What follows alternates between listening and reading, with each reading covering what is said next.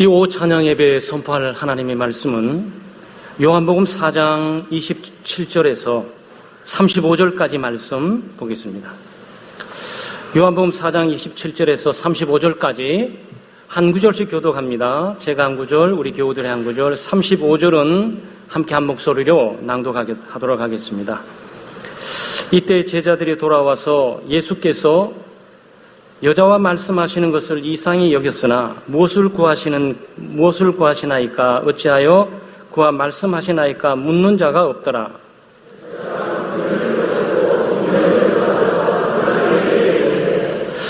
내가 행한 모든 일을 내게 말하는 사람을 와서 보라. 이는 그리스도가 아니냐 하니 그 사이에 제자들이 청하여 이르되 랍비여 잡수소서.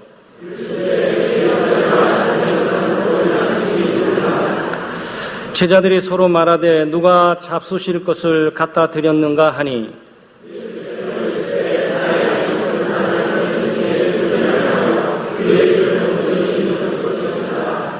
너희는 넉 달이 지나야 추수할 때가 이르겠다 하지 아니하느냐. 그러나 나는 너희에게 이르노니 너희 눈을 들어 밭을 보라. 희어져 추수하게 되었도다. 아멘. 네, 오늘 오후 찬양 예배는 상당하게 특별한 그 주일 오후 찬양 예배가 되겠습니다. 왜냐하면 우리 창대교회 교우들뿐만 아니라 우리 연합전도회 총예산하 지교에 있는 이 전도 회원들이 시간을 내서 한 자리에 모여 주셨기 때문입니다. 그러니까 창대교회 오후 찬양 예배기도 하지만 연합전도회 회의에 앞서서 연합전도회 예배라고 볼 수도 있는 그런 시간들입니다. 그래서 이 시간에 본받아야 될 사역의 자세라는 제목으로 말씀을 잠깐 나누려고 합니다.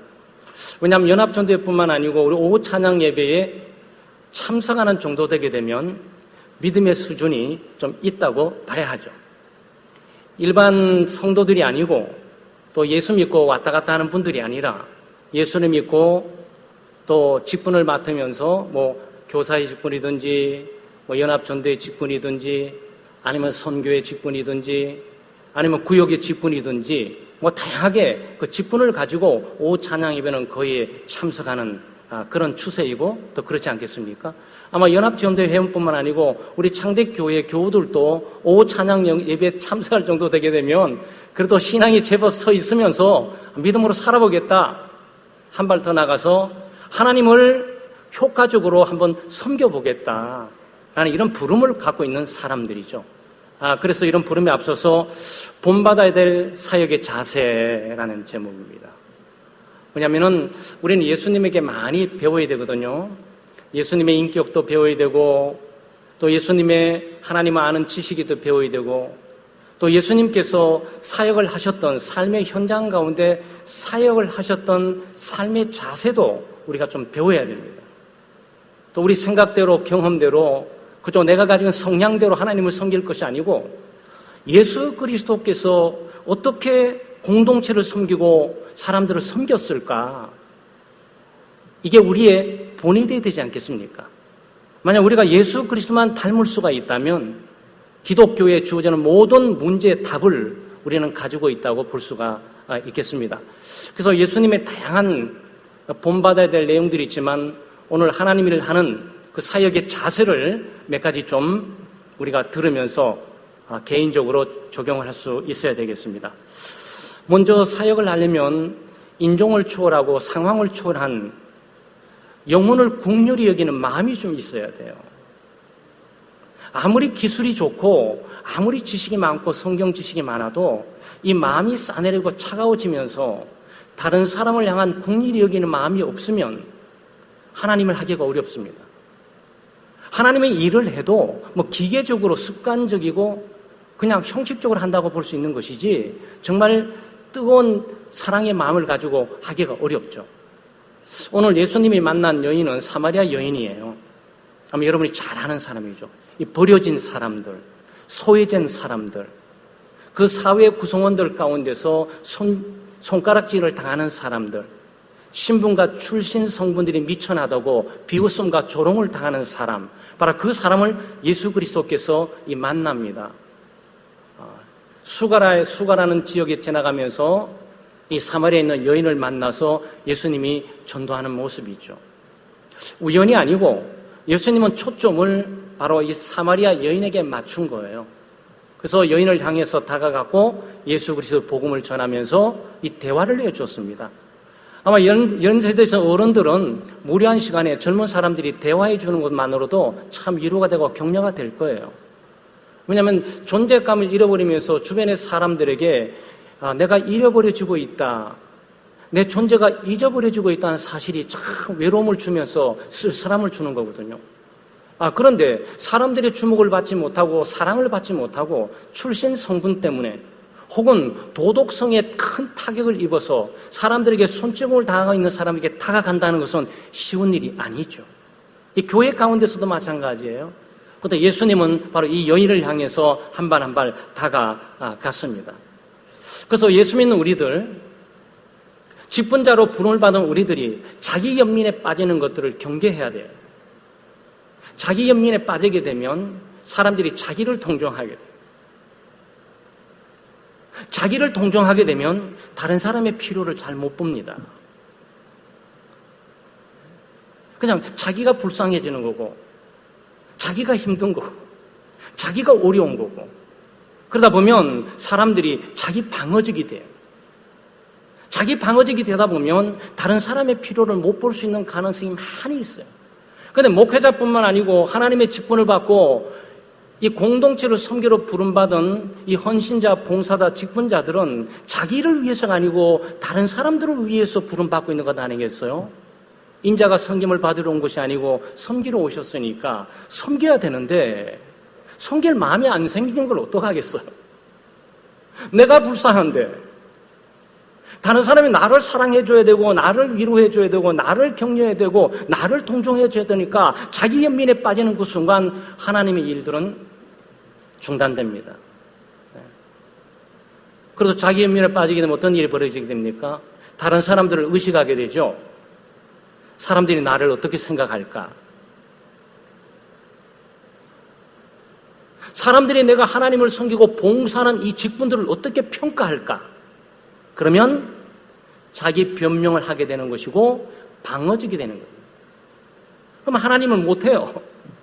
우리는 우리 자신을 방어하기 위해서 와 있는 것이 아니고 예수 그리스도의 부름을 받고 영혼들을 향해 나가게 되는 것이며 또 영혼들의 필요를 채우고 공급하기 위해서 우리가 하나님의 공동체 지체로 부름받고 있는 거거든요.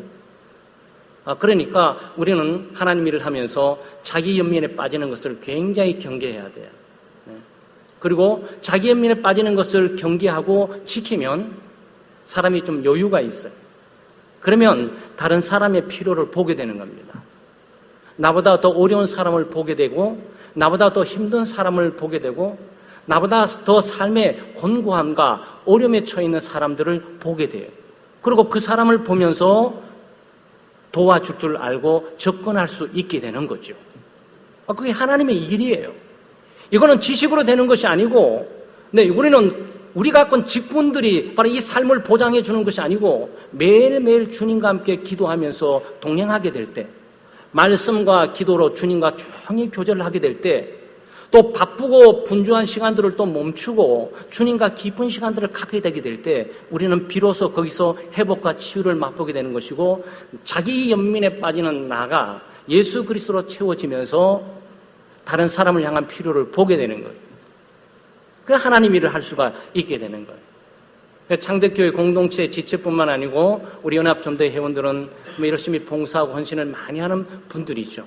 우리가 자기 연민을 경계하면서 다른 사람의 필요를 여유 있게 볼 수 있는 그런 믿음의 삶을 사시기를 주의 이름으로 축원합니다. 먹고 마시는 일보다도 사역지에 좀 주목을 해야 되죠. 선교와 사역지에 주목을 해야 돼요.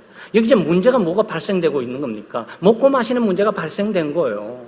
예수님도 육신을 갖고 있으니까 배가 고프신 거고 예수님의 제자들도 예수님을 따르면서 배가 고픈 거예요. 사람이 예수를 아무리 잘 믿어도 먹고 마시고 힘을 얻어야 하나님 일을 하는 것 아니겠습니까? 그런데 예수님이 먹을 것이 없단 말이죠. 그러니까 제자들이 먹을 걸 구하러 갔어요. 예수님의 제자들이 먹을 걸 구하러 갔습니다. 그런데 그 사이에 와보니까 예수님이 사마리아 여인하고 얘기를 하고 있는 거예요.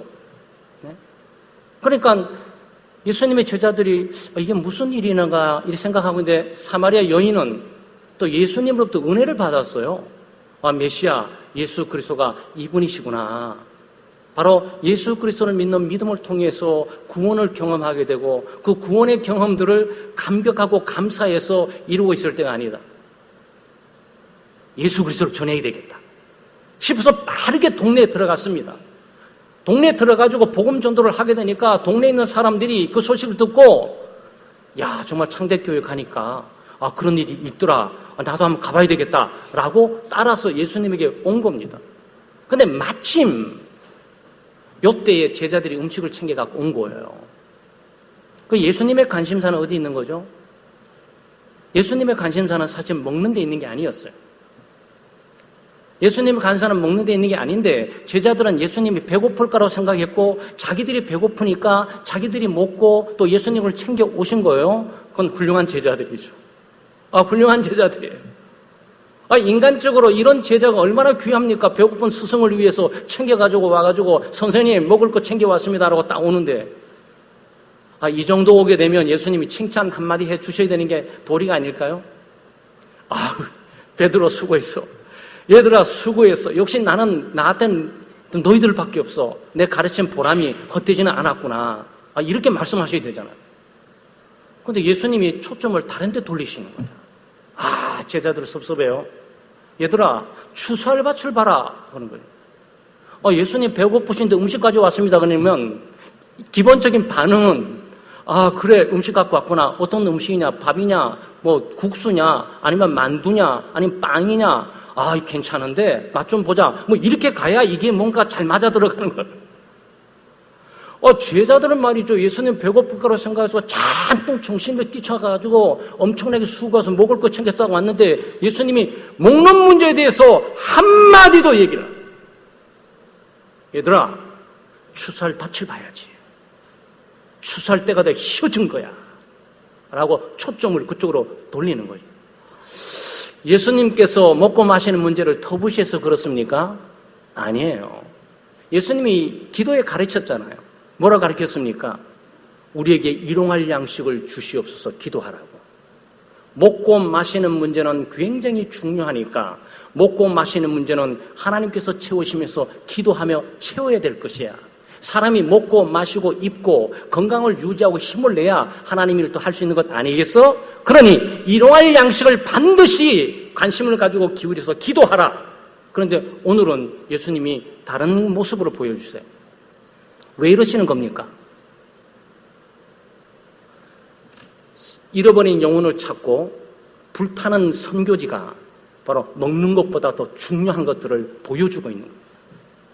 이거 끝나도 먹어도 되거든요.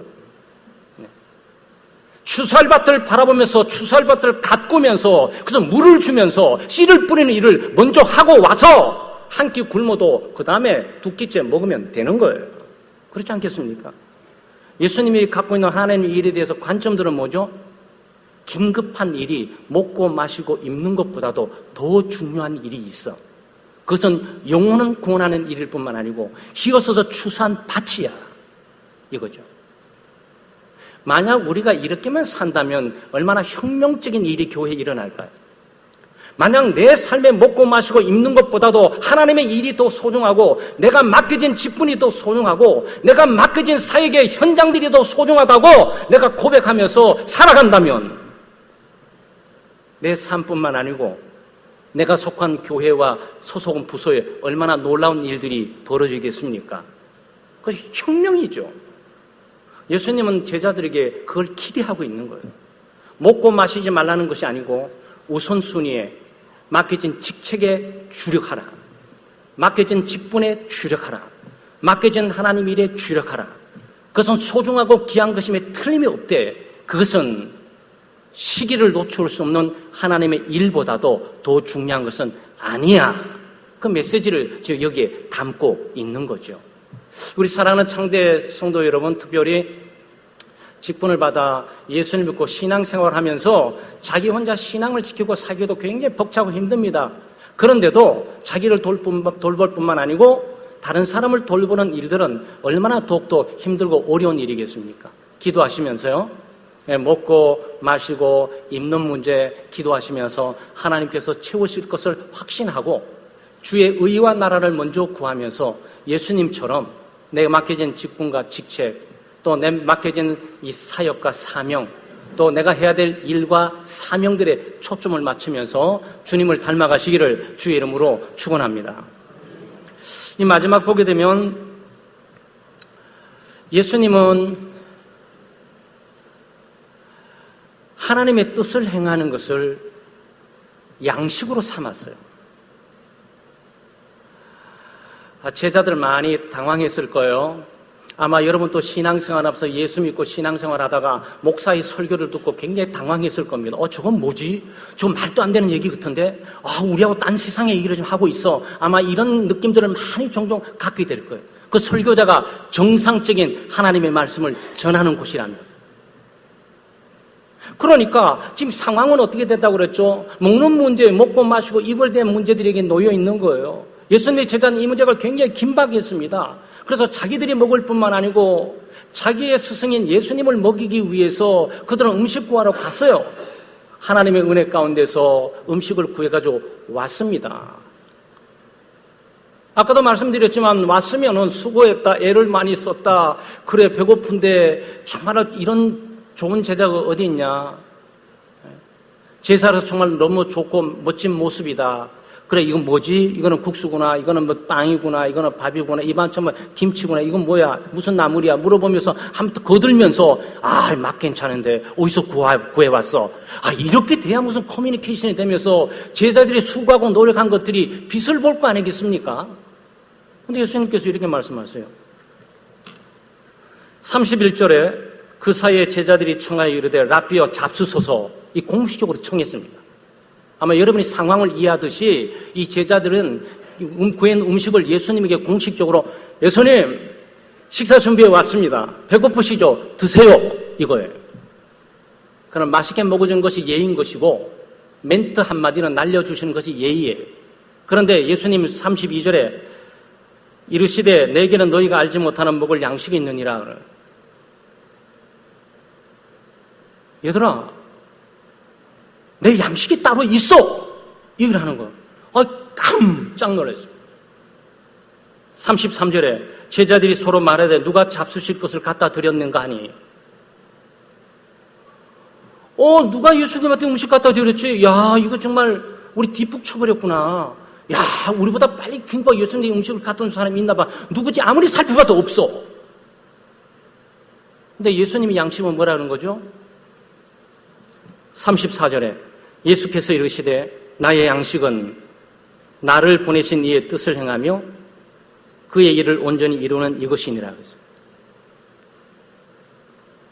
예수님의 양식이에요. 아마 제자들이 여기 충격을 받을 동안 한 수 배웠을 거예요. 예수를 믿는 삶과 주님을 섬기고 하나님의 나라를 위해서 일하는 이 정신과 자세가 뭔지를 한 수 배웠을 거예요. 야, 먹고 마시는 문제가 중요한 게 아니었구나. 야, 이 양식은 뭐지?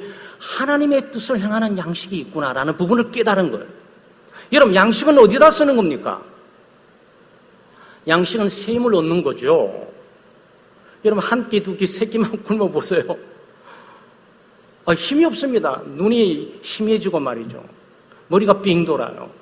근데 젊었을 때는 한두 끼 굶어도 좀 버티겠던데, 나이가 들면 한두 끼 굶으면 즉각 표가 나요. 위장 자체가 위경련이 일어나요. 젊었을 때는 배가 고파가지고 물배를 채워도 괜찮았는데 여러분 나이 좀 들고 난 다음에 물배 채우면 미글미글하면서 더 이상해져요. 네?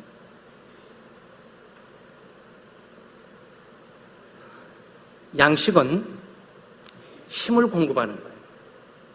양식을 먹고 그 다음에 소화가 잘 되게 되면 그 양식이 각각 영양이 골고루 가면서 온몸에 힘을 생기게 되고 그리고 눈이 떠져요. 정신이 든다. 네. 구약 성경에는 그런 게 있어요. 다윗의 군사들이 한참 전쟁하다가 굶어서 막 어질어질 하는데 꿀리 한번 찍어 먹고 눈이 떠졌다 이 표현이 있습니다. 힘을 얻은 거예요. 성도들에게, 믿음으로 사는 하나님의 일꾼들에게 힘이 무엇이죠? 먹고 마시고 너무 배부르면 졸아서 일 못해요. 영적인 일이. 그래요. 여러분, 설교자인 제가 설교하게 될 때 밥 많이 안 먹습니다. 설교할 때는 밥 많이 안 먹습니다. 식곤증이 와서 안 돼요. 여러분만 졸리는 줄 아세요? 아니에요. 설교하는 분들도 너무 많이 먹으면 대표 기도하는 순간에 희미해져요. 정말이에요. 그래서 제가 설교할 때는 밥을 한 반 정도만 딱 먹습니다. 내가 말할 수 있는 힘만 얻을 수 있도록. 그 대신에 여기가 샤프해져야 돼요. 그럼 이건 무슨 뜻이죠? 예수 믿는 사람이 하나님의 뜻을 행하게 되면 힘이 생겨요. 예수 믿는 사람이 하나님의 뜻대로 생활하고 살아가게 되면 영적인 파워, 그 힘이 생긴단 말이에요. 그걸 말하는 거예요. 우리가 그 힘으로 하나님의 일을 하는 것이지 배부른 힘으로 하나님의 일을 하는 것이 아니란 말이에요. 사랑하는 우리 창대 성도 여러분, 또 우리 남녀, 우리 연합전도회 회원 여러분, 우리는 주님을 섬기는 사람들이고 주님의 일을 하는 사람들입니다. 그래서 늘 자기 연민에 빠지지 말고 다른 사람의 필요를 보고 다른 사람을 궁길이 여기는 불쌍히 여기고 동정하는 마음을 갖도록 늘 마음에 겸손함과 온유함이 있도록 기도하셔야 돼요. 너무 바쁘고 분주하게 되면 마음이 강팍해져 가지고 다른 사람의 돌볼 틈도 없고 필요도 볼 수도 없어요. 또 너무나 또 피곤해도 그렇고 마찬가지죠. 너무 피곤하면 다른 사람을 돌볼 수가 없어요. 그것 때문에 건강 지키는 거고 그것 때문에 우리가 절제 있는 삶을 살아가고 있는 것이죠. 먹고 마시고 입는 문제 주님께서 채우십니다. 그러니까 우리의 초점은 우리의 맡겨진 직분, 주의 의와 나라를 first, 먼저 구한다라는 부분을 확증하세요. 만약 이것만 할 수 있다면 우리는 주님이 주시는 축복과 은혜를 많이 경험하고 살아가게 될 거예요. 그리고 하나님의 뜻을 행하는 거 잊지 마십시오. 하나님의 뜻을 행하는 게 바로 내 양식이 되고 하나님의 뜻을 순종하는 것이 바로 내 영적인 힘이 된다는 사실을 잊지 말고 믿음으로 살아가는 우리 성도들 되시기를 주의 이름으로 축원합니다. 기도하겠습니다. 하나님 아버지 감사합니다. 하나님의 크신 은혜와 사랑으로 저희들이 예수 믿고 살아갑니다. 몸도 마음도 연약하지만 세임받아 살아갑니다. 주님의 도우심과 인도하심으로 주님의 공급하심으로 또 주님께서 능력과 힘을 주심으로 우리가 살아가고 있습니다. 오늘도 맑고 좋은 날씨 가운데 오후 찬양 예배로 저희들을 불러 모아주시고 또 우리 창대 공동체 지체들뿐만 아니고 우리 전국에 흩어져 지교회를 섬기고 있는 연합전도 회원들이 오늘 이곳에 모임을 갖기 위해서 함께 찬양했습니다. 주여, 저희들이 구원으로 부름을 받고 사명으로 부름 받고 직분으로 부름 받았습니다. 맡겨진 직분 능히 잘 감당하기 위해서 늘 주님과 깊은 교제를 나누게 하시고 마음의 겸손함과 온유함으로 우리가 다른 사람의 필요를 바라보면서 그것을 국리력인 마음을 저희들에게 허락해 주시기를 원합니다. 주여, 저희들의 먹고 마시고 입는 문제가 소중한 건 사실이지만 주님의 일보다도 맡겨진 직분보다도 맡겨진 사명보다도 중요한 것이 아님을 우리가 고백하게 하시고 견고하게 주의 의와 나라를 먼저 구하겠다는 단호한 결단과 결심이 우리 가운데 있게 해 주시옵소서. 주여, 저희들이 주님의 뜻을 행하고 살기를 원합니다. 주님의 뜻을 행하는 것이 우리의 힘이고 우리의 능력임을 다시 한번 확인하면서 우리의 삶 속에 주님의 뜻에 불순종하고 불신해서 우리 영적인 힘을 잃어버려 하나님의 사명을 감당치 못하게 된 일이 없도록 주여 저희들을 불쌍히 여기시고 늘 인도해 주시옵소서. 우리가 사나 죽으나 주의 것임을 잊지 않게 해주시고 먹든지 마시든지 무엇이라든지 하나님의 영광을 위해서 한다는 믿음을 잃지 않고 살아가도록 도와주시옵소서. 그래서 우리의 삶 또 우리의 사역과 맡겨진 직분과 섬김에 풍성한 결신을 맺어 하나님께 영광이 되게 하시고 우리의 삶에 기쁨이 넘치는 곳으로 인도해 주시옵소서. 감사드리며 예수님의 이름으로 기도드리옵나이다. 아멘.